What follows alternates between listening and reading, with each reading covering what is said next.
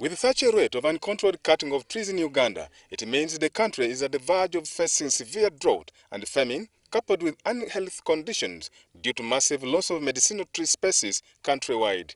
Statistics indicate that 7% of Uganda's population relies on herb medicine extracted from most of these trees for health, but unfortunately these are being destroyed recklessly. Agroforestry partners are now coming together to share lessons of scaling up the practice to ensure the restoration of trees and how to control them. So as these forests trees get finished, we need to find ways that people get products from trees.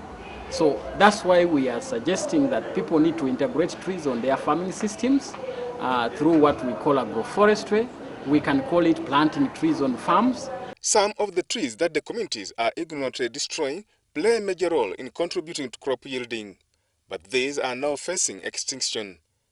The agroforestry partners say domesticating the trees will empower the communities to grow more and make good use of them. A good example I could give is of a tree called Prunus africana, or in Uganda they call it intercessor.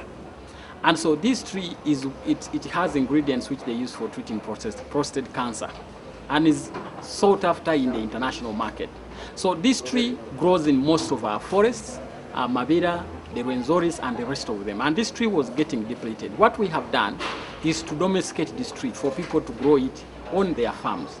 Dr. Sam Gwali of the National Forest Resources Research Institute also calls for massive awareness in the integration of tree growing in the country as a long-term investment that government should mainstream. The feeds team leader for East African Dairy Development Project and the World Agroforestry Center, Jenny Kugonza, says an approved approach is being applied to train farmers. We shall create awareness about the role of integrating trees in farming systems through agroforestry in Uganda at a wider scale beyond just project level.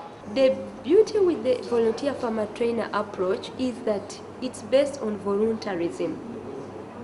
The change agents sacrifice their time to teach fellow farmers at no cost. No one pays them for passing on this knowledge.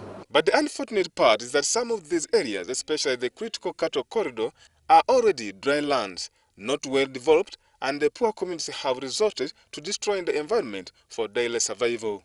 We don't actually benefit if they compromise the trees that actually help us. We don't actually. What we should be doing is to ensure that people are educated, that people realize the benefits out of trees, people recognize that trees can help us to cope with climate change, and that people can get longer-term benefits rather than shorter-term benefits. Dr. Gwali says policymakers should find solutions to the challenges affecting the implementation of regulations.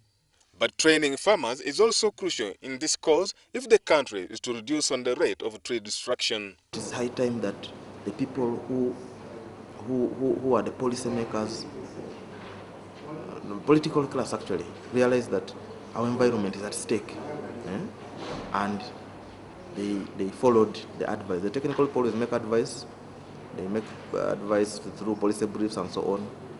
These partners are working in a consortium arrangement to double incomes of dairy farmers in rural communities. But in order to double incomes, milk volumes must be increased, and to do this, extension plays a very key role. Because communities are the custodians of tree cutting and usage, Gwali suggested that community regulations also be put in place to help in regulating the massive tree cutting. Stephen Mwiri, WBS News.